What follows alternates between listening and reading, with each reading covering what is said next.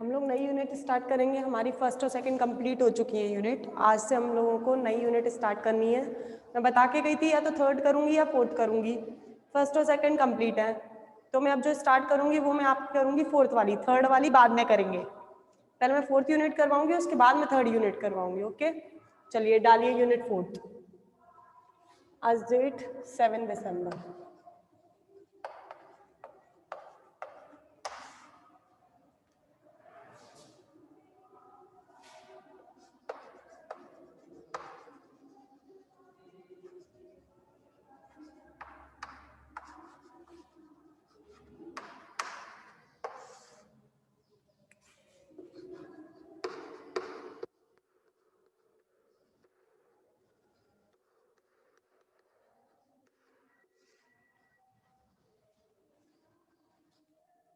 Start करने जा रहे हूँ unit fourth.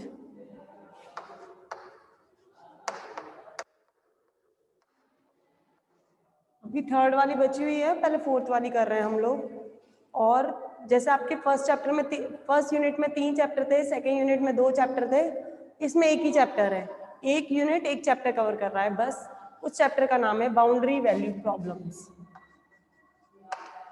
Boundary value problems.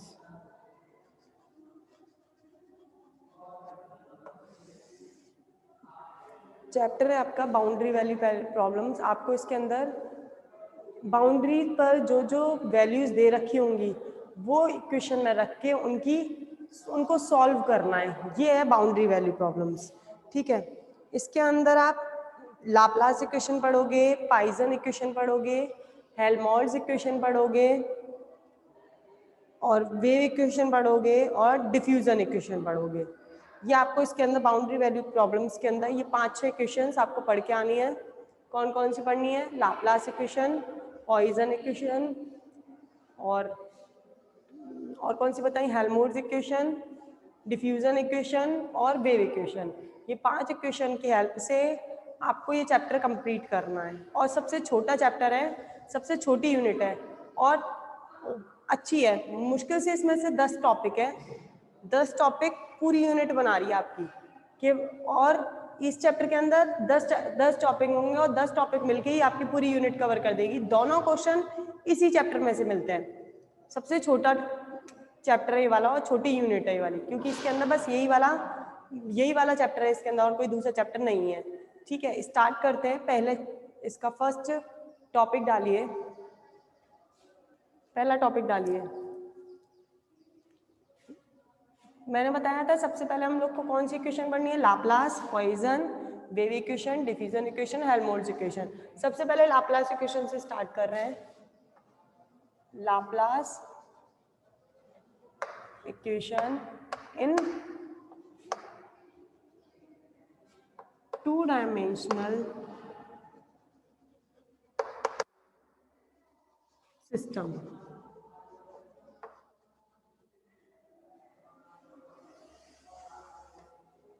आपको 2-dimensional सिस्टम के अंदर लाप्लास इक्वेशन फाइंड आउट करके लानी है।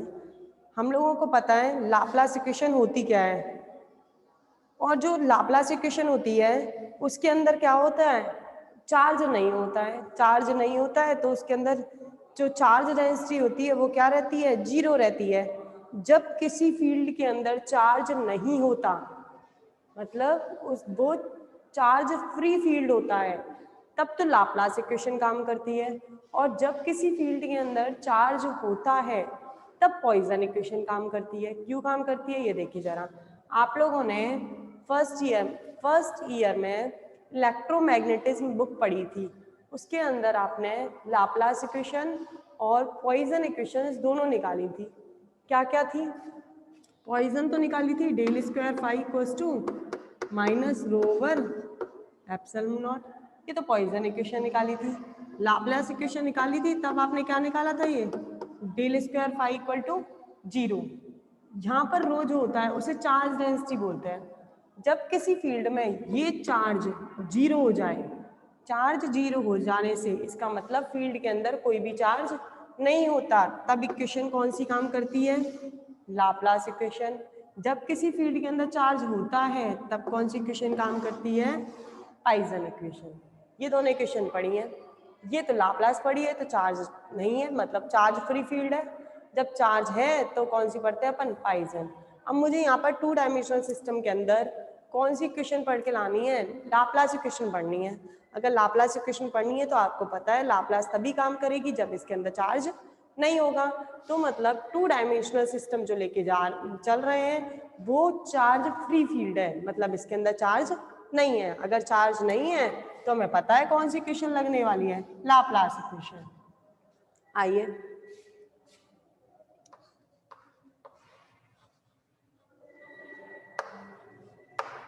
क्योंकि हमें लाप्लास इक्वेशन ही पढ़नी है। अब चार्ज फ्री फील्ड है तो इसका मतलब लाप्लास इक्वेशन काम करेगी। लाप्लास इक्वेशन क्या होती है? डेल स्क्वायर फाई बराबर 0। और हमें पता है कि किस डायमेंशनल सिस्टम के लिए पढ़ रहे हैं? 2 डायमेंशनल के लिए। तो आप जो डेल को खोलते हो, वेयर डेल को ओपन कैसे करते हो? I cap del over del X, J cap del over del Y और K cap del over del Z. Delta ऐसे ही खोला जाता है। लेकिन ये 3 डायमेंशनल हो गया, एक्स वाई और जेड। हमें पढ़ना है 2 डायमेंशनल। 2 डायमेंशनल पढ़ना है तो आपको यहाँ जेड नहीं लेना है, आपको केवल लेना है एक्स और वाई। जेड हटा दिया मैंने क्योंकि ये 2 डायमेंशनल है। Del vector. अब मुझे क्या करना है? इसका स्क्वायर करना है। स्क्वायर करना है तो इसको 2 बार लेना पड़ेगा। Del over del X, del over del Y, I cap del over del X, J cap del over del Y. क्योंकि ये स्क्वायर है, अगर ये स्क्वायर है आई कैप का आई कैप से करेंगे 1 तो del square over del x square, del square over del Y square. 2 dimensional के लिए इसका मतलब डेल स्क्वायर की वैल्यू 2 डायमेंशनल में कितनी होती है? Del square del x square del square del Y square. इन दोनों की वैल्यूज किस में रख दें? यहाँ पर डेल स्क्वायर में। Equation number first, putting the value of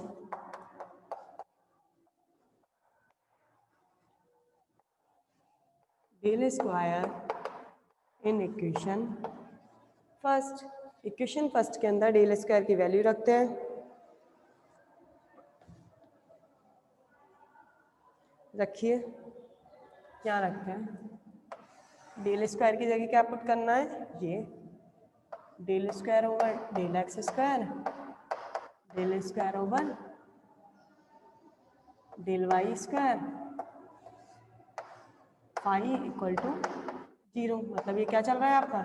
del square phi बराबर del square phi over del x square, del square phi over del Y square equal to 0।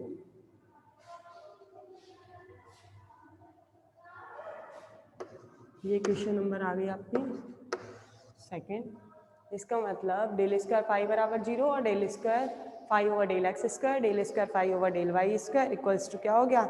0। अब मैं लगा रही हूँ सेपरेशन ऑफ वेरिएबल मेथड। आपने math में एक method पढ़ा है वेरिएबल को सेपरेशन करने का।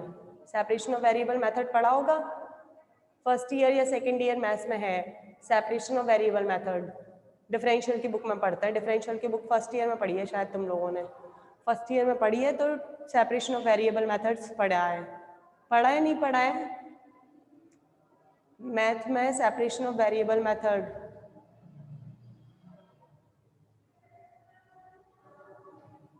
सेपरेशन ऑफ वेरिएबल मेथड पढ़ा है। यहाँ पर मैं क्या कर रही हूँ? सेपरेशन ऑफ वेरिएबल मेथड लगाऊंगी जो आपने फर्स्ट ईयर में लगाया हुआ है, फर्स्ट ईयर मैथ की डिफरेंशियल बुक में लगाया हुआ है सेपरेशन ऑफ वेरिएबल मेथड, वो लगाऊंगी।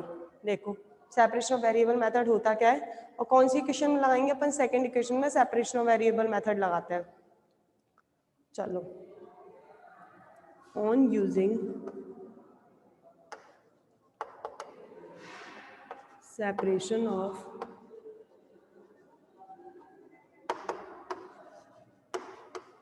वेरिएबल मेथड, होता क्या है सेपरेशन ऑफ वेरिएबल मेथड, देखिए यह फंक्शन क्या चल रहा है आपका फाई।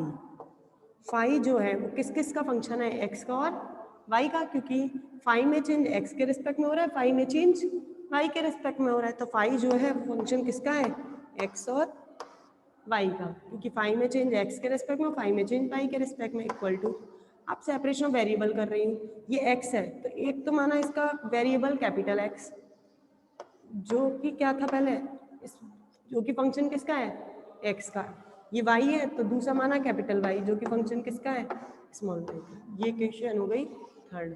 आपको क्या करना होता है सेपरेशन ऑफ वेरिएबल मेथड के अंदर, इन जो वेरिएबल्स हैं इनको अलग अलग करना होता है। एक्स और वाई दो वेरिएबल्स हैं तो इनको अलग कर दिया, एक्स वाला अलग कर दिया और वाई वाला फंक्शन अलग कर दिया। अब ये हमारी वैल्यू किसकी निकली है, फाई की। फाई जो है वो अलग अलग वेरिएबल में सेपरेट कर दिया गया, एक एक्स में कर दिया गया और एक वाई में कर दिया गया। अब फाई की वैल्यू आ गई एक्स और वाई, अब फाई की जगह हमें रखना है एक्स और फाई की जगह हमें रखना है वाई।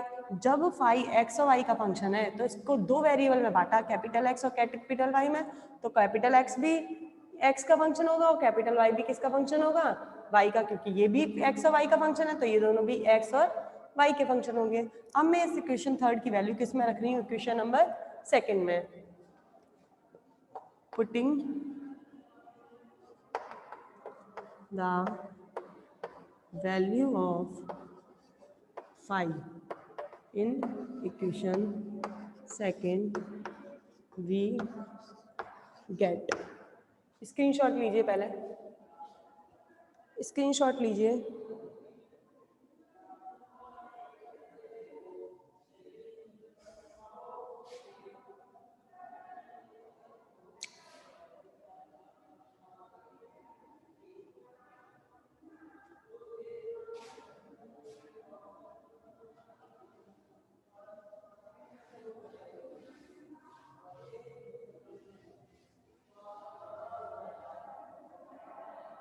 चलिए इसमें रखते हैं del square over del x square. Phi किसका फंक्शन है, फाई कैपिटल एक्स और कैपिटल वाई का, तो फाई की जगह आ जाएगा कैपिटल एक्स और capital y plus del square over del Y square, ये भी किसका फंक्शन है, कैपिटल एक्स और कैपिटल वाई का, इक्वल टू 0। ये फंक्शन x का है तो x वाला तो अंदर ही रहने देते हैं, y कांस्टेंट है, y को बाहर ले जाते हैं, तो ये क्या बचा, del square x over del x square plus ये y का फंक्शन है, y को अंदर रहते हैं, x को बाहर ले जाते हैं, del square y over del Y square equal to 0। अब मैं क्या कर रही हूँ, इस इक्वेशन को डिवाइड दे रही हूँ, divide above equation by capital x capital y. इस इक्वेशन को कैपिटल एक्स और कैपिटल वाई से डिवाइड देते हैं, capital y del square x over del x square, divide दिया मैंने इसे कैपिटल एक्स कैपिटल वाई से, ये कैपिटल एक्स इसको डिवाइड दिया कैपिटल एक्स कैपिटल वाई से,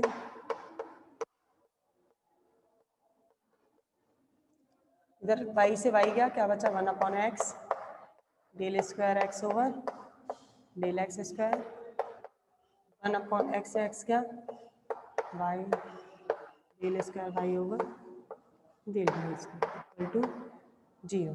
अब देखिए इस इक्वेशन के अंदर फर्स्ट आइडेंटिटी तो केवल x का फंक्शन हो गई और सेकंड आइडेंटिटी पूरी किसकी है, केवल y का फंक्शन है। मतलब ये तो पूरा x का फंक्शन है और ये पूरा y का फंक्शन है। जब ये x है ये y है तो हम इसे अलग अलग कांस्टेंट के बराबर मान सकते हैं, क्योंकि इस वाले फर्स्ट टर्म के अंदर केवल x ही x है, y नहीं है।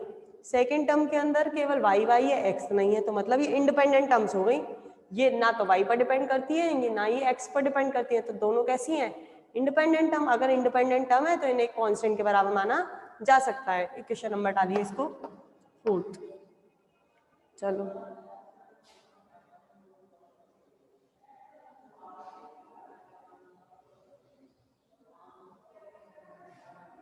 देखो,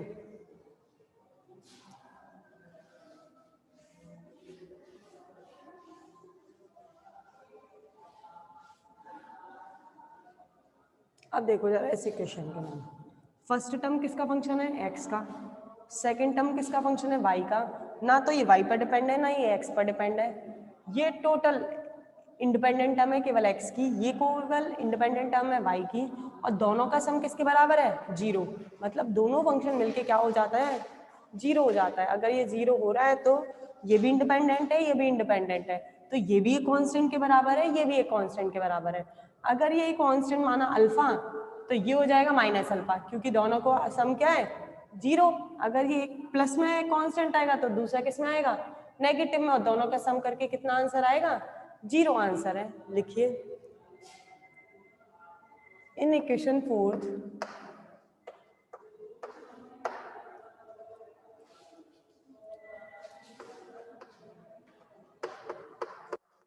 first term is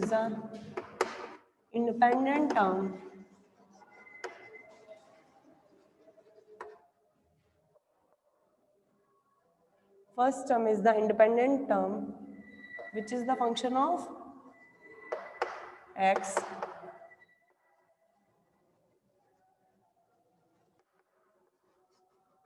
and second term is the independent term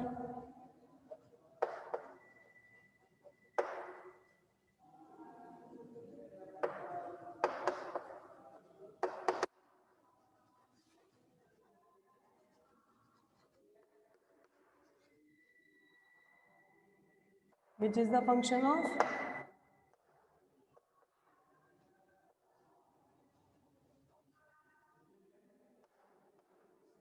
y, and sum of both these terms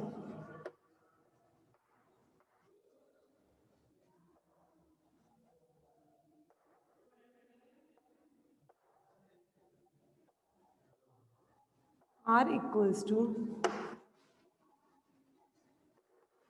0. Hence first term independent term है जो कि फंक्शन है x का, सेकंड टर्म इंडिपेंडेंट टर्म है जो कि सम है, जो कि फंक्शन है y का, उन दोनों का टर्म्स कितना आ रहा है, 0। और ये तभी हो सकता है, ये पॉसिबल तभी है जब दोनों वेरिएबल्स अलग अलग किसी कांस्टेंट के बराबर हो, दोनों को अलग अलग कांस्टेंट के बराबर मानते हैं। चलो hence this is possible when, और ये तभी संभव है, तभी पॉसिबल है when both these terms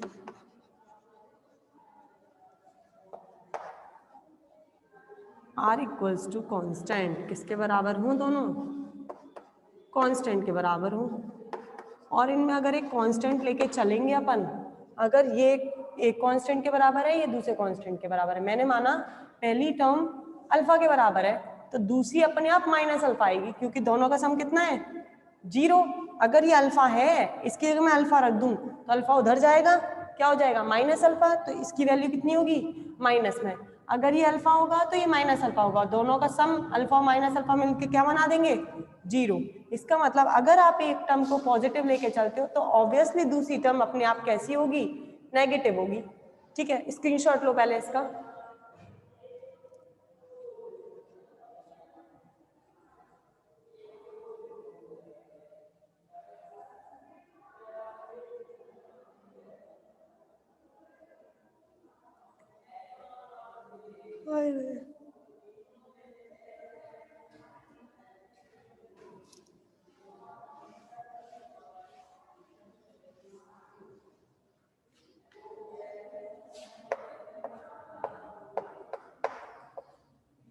अब देखो, ये फर्स्ट टर्म है, ये सेकंड टर्म है, मैं फर्स्ट टर्म को एक कांस्टेंट के बराबर मानी हूँ है फर्स्ट टर्म।